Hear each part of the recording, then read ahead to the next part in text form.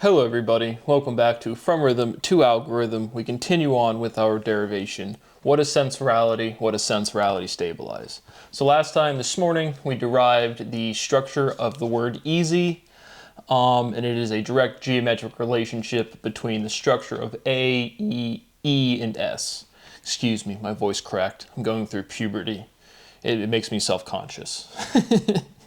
But I wanted to emphasize that when you go from ease to EZ, you drop the E. Again, a linguistic reduction. Just wanted to emphasize that. Continuing on, sensorality eases. Basis eases. Easy peasy lemon squeeze theorem E. I just wanted to stuff some stuff together.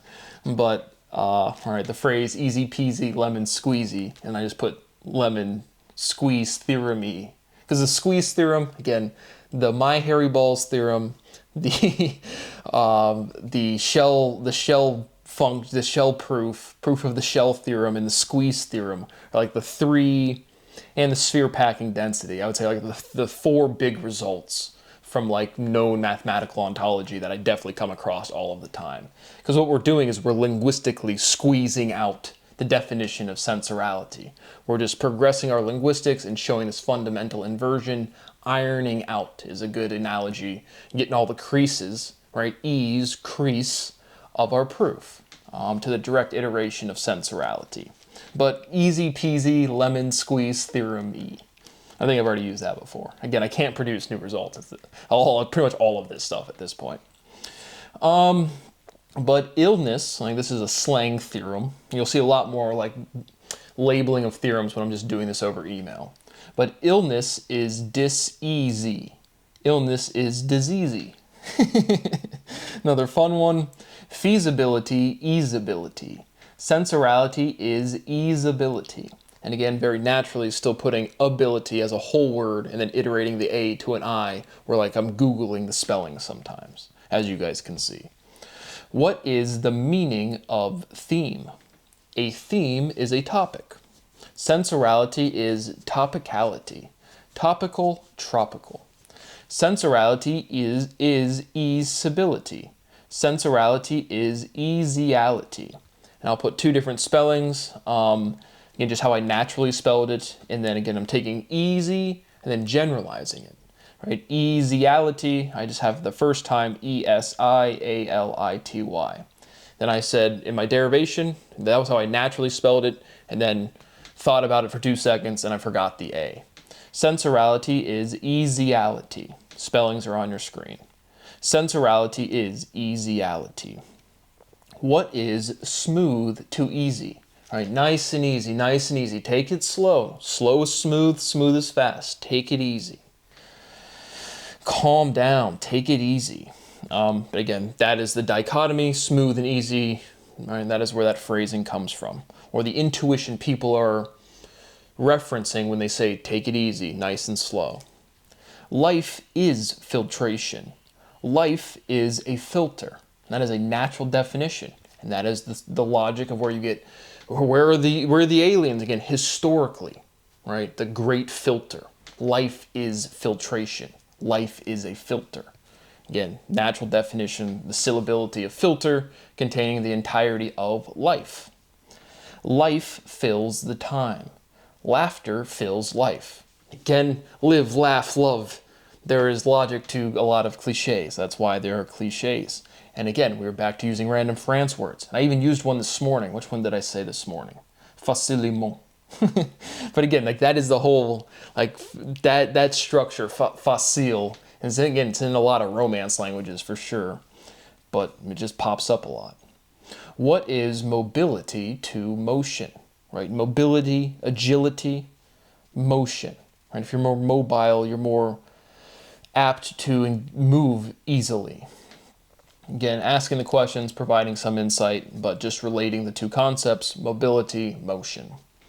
Independence is separate. And now contained directly within that syllability, rate is dependent. Right? And so that's the logic of related rates. Rates are dependent. How fast does this change in relation to this? Specifically, uniquely, position, change of position over time. That is velocity. What is expression to sensation? Sensorality expresses sensation. Sensorality presses. Pressure presses. Natural definition. Identity is a matrix, right? The identity matrix. No, identity is a matrix. Again, just adding a verb and a definite article changes the logic, right? It is what it is. Identity matrix. Oh, I'm thinking a 1x1 diagonal in linear algebra. Identity is a matrix. Now I'm thinking Keanu Reeves and the blue pill or the red pill, or 6'7", 6'7". Nice. But identity matrix, existential crisis, universal identity crisis is what I labeled a whole language litigation and integration video. A matrix is a crisis. An identity crisis is a matrix. Again, that's combining all of the logic of these different sayings. Identity matrix, existential crisis, and then literally the movie The Matrix. Right? That's what I'm saying. Is language is generally relative.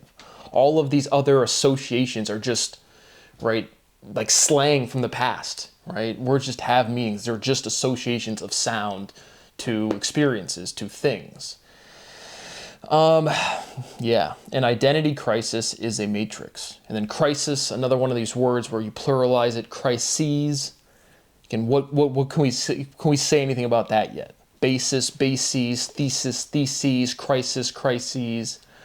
With our new added geometric understanding of letters, moving along. What is inconsistency to crisis? If somebody's mentally unstable and having an identity crisis, right? They're inconsistent. They have regret. And this is really all of this logic is what regret is, right? But if we're on Spring Breakers with Selena Gomez, no regrets. Again, that iteration of the E and the A is right there. Yeah. What is inconsistency to indeterminacy? Sensorality is indeterminate. Indeterminate is undefined. There's certain completable sections of syllability which gives us our definition, energy, work potential, power, energy, velocity. Sensorality, we're trying to derive the derivation or the definition right now. But sensorality with an S, again, it's still a conjecture at this point, but again, I've already done this process. And so there's open, again, this is that open where there's things in the future you have to have this agile linguistics. Like our language is structured in a way, again, historically, you have proofs where 1 + 1 = 2 takes 100 pages to prove. How would you integrate that if that was like its most reduced form into the rest of ontology? It would literally be impossible. So this proliferation, in the same way you encode your credit card numbers with cryptography and prime numbers are the irreducible part, but once you iterate, 0 through 9, however many times, it becomes like super infinitely impossible. That's proliferation, that's exponentiation.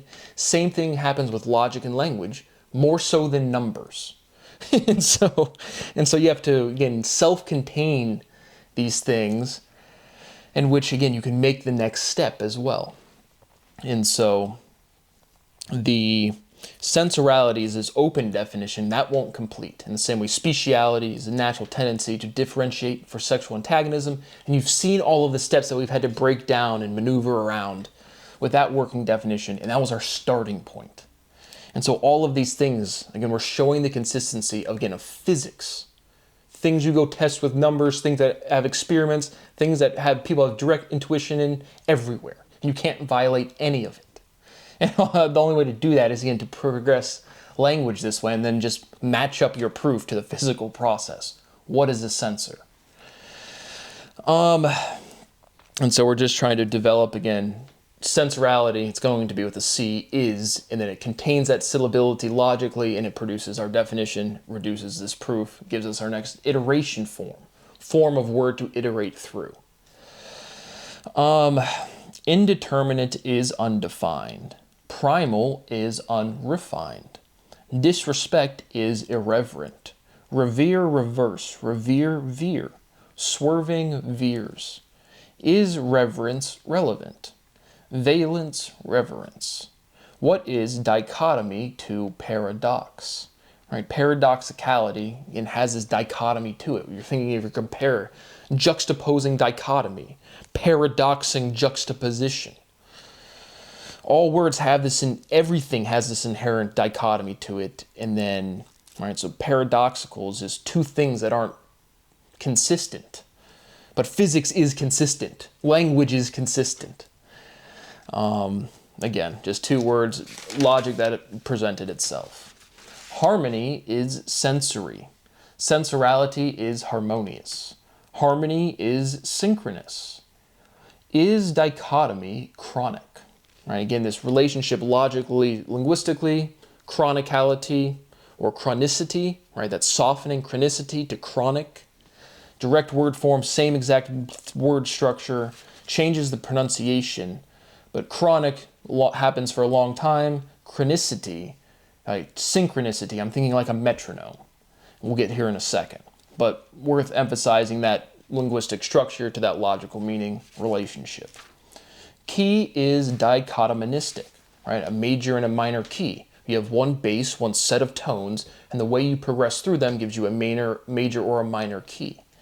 And they're dichotomies, they're inverses. The B flat major scale is the D minor scale. It's not, but like those are that relationship's out there. Dichotomonisticality synchronizes. Harmony synchronizes. What is a metronome? Just, again, metronome synchronizes. It's a direct demonstration. Harmony I just did that one. A metronome is monotonous. Like literally it just produces one tone. Sensorality is monotony. Tone is monotonous. That is a natural definition, right? The A sounds like A, and B sounds like B, and E, right, sounds like E. And the only thing that can actually resonate is the vowels. That's kind of like why you have like spelling to like letters, which is such a weird, it's like a weird chronological linguistic thing that makes no sense, or does it? Again, I'm just trying to get my personal, again, we're working through our derivation, just progressing along. Sensorality is monotone. Monotony is consistent. Is monotony continuous? Again, is anything continuous? Waves, everything is wavy. Ty Dolla $ign, I am so wavy. Monotonous, continuous. Sensorality is continuality. Muting diminishes. So that is what I have for right now. My rights continue to be violated. I continue to beg to the people that have destroyed my entire life. Just put a couple zeros on my bank account. It is my money. That would mean so much more to my personal life if I could go down and show mommy and daddy, say, hey guys, look at the money that I've rightfully earned. That would mean infinitely more to me than publication. Well, it wouldn't, but I just don't see publication as at any point in time being real. Considering, again, this whole process is already done.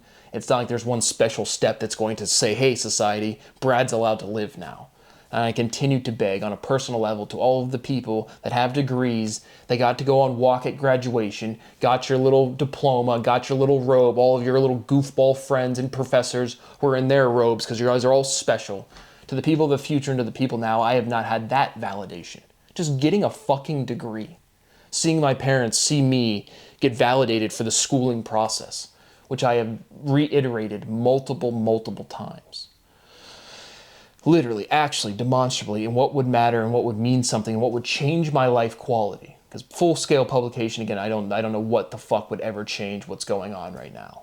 It's just money in my bank account, and it's my money, and I've earned it. And it's disgusting. I mean, to be a grown man or to be a grown woman, to be seeing what's being done to me, to know that this society as a whole is benefiting from what I have done, and will, indefinitely into the future. And not allow me, again, to sit here with aging parents and saying, when's the day that I'm going to wake up and they're not? And it's like, can they see any sort of validation of what I've done? No. It's just such a profoundly, historically disgusting, egregious, vile level of disrespect that I can't emphasize enough. The United States of America, all of the citizenry alive today, anyone 12 years of age or older aware of my work involved in suppressing science, is never at any point allowed to be in the same building in which any of my work is preserved. Ever. Ever. The United States of America and its worthless citizens have to pay me every penny of damages they've caused. No negotiations, no nothing. This society is so vile, wretched, and disgusting. I am sitting here begging for, again, a little bit of money. A little bit of money. So I can have some sort of respect and generation of that just from my parents. I live at their house. Your guys' criminal activity has destroyed my life. I continue to pump out work. I can't produce new results.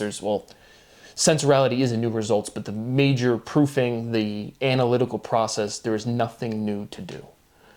And so I continue to beg, and I continue to document me begging. There will be a time, whether I'm alive or not, to see my estate legally and lawfully prosecute every single person involved. I continue to beg. You guys have wasted so much of my life. You continue to do so. And one day, like I said, they just won't be here. And still, nobody will care. The sun will still come up, and people will still clamor all over each other. And my life will just be fucked forever, as it's always been. Like I said, there's never been a time when Brad Boas was ever going to be treated with dignity, respect, integrity, any of those things. And I'm not some sentimental person, but just to know how many people are aware of what's being done to me, and truly nobody cares. You guys are all fucking disgusting. You're all failures. And again, there is nobody that's called a United States citizen ever going to benefit from my work directly, never going to see a museum with my work ever. And you guys are going to be sued and in debt, and fuck you forever. Because you've rightfully earned it. Play stupid games, win stupid prizes. Here's all of your thoughts and all of logical structure. Prove it on the internet. And you continue to commit crime, to ruin another man's family, to cause death and destruction at a level you're too fucking stupid and arrogant to ever understand. That is what I have for now. Thank you for watching. See you on the next one.